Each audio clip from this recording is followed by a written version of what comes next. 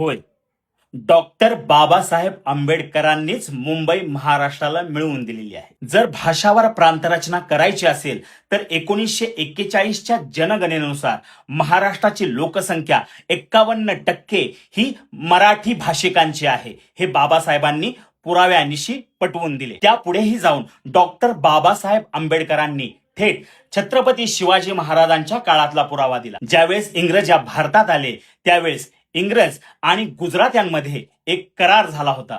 तो करारच बाबासाहेबांनी शोधून काढला. इंग्रज व्यवसाय करत असताना त्यांच्यासोबत मुनीम, कारकून, दलाल असावेत यासाठी इंग्रजांनी गुजरात्यांना मुंबईत आमंत्रण दिलं आणि त्या करारानुसार गुजरात्यांना सुखसुविधा पुरवण्याचं इंग्रजांनी कबूल केलं. हा करार डॉक्टर बाबासाहेब आंबेडकरांनी शोधून काढला आणि हा पुरावा म्हणून डॉक्टर बाबासाहेब आंबेडकरांनी सादर केला. तर हा करार 1671 साली झाला होता.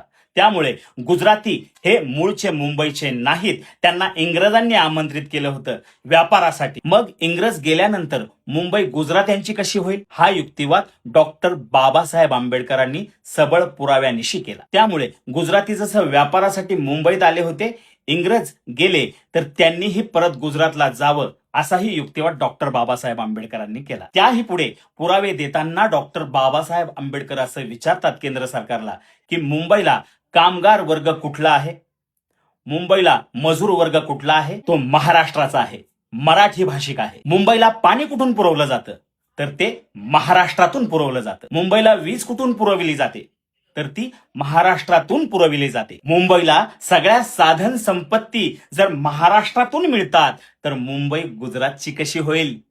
हा रोखठोक सवाल डॉक्टर बाबासाहेब आंबेडकरांनी केंद्र सरकारला विचारला. म्हणून मुंबई ही केंद्र शासित किंवा गुजरातला जोडणे हे होऊ शकत नाही, कारण मुंबई ही महाराष्ट्राची आहे आणि महाराष्ट्राचीच राहील असं ठणकावून डॉक्टर बाबासाहेब आंबेडकरांनी केंद्र सरकारला सांगितलं. मुंबई ही महाराष्ट्राचीच आहे हे ज्या प्रकारे डॉक्टर बाबासाहेब आंबेडकरांनी सरकारला दाखवून दिलं होतं तेच सरकारला मान्य करावं लागलं, कारण ते सबळ पुराव्यानिशी होतं. डॉक्टर बाबासाहेब आंबेडकरांचं मुंबईसह संयुक्त महाराष्ट्राचं हे योगदान विसरता येणार नाही. हा व्हिडिओ जास्तीत जास्त शेअर करा आणि स्टोरीला ठेवा, पण फॉलो केल्याशिवाय स्टोरीला ठेवू नका. सर्वांना मेन्शन बॅक मिळणार आहे पण फॉलो केल्यावर.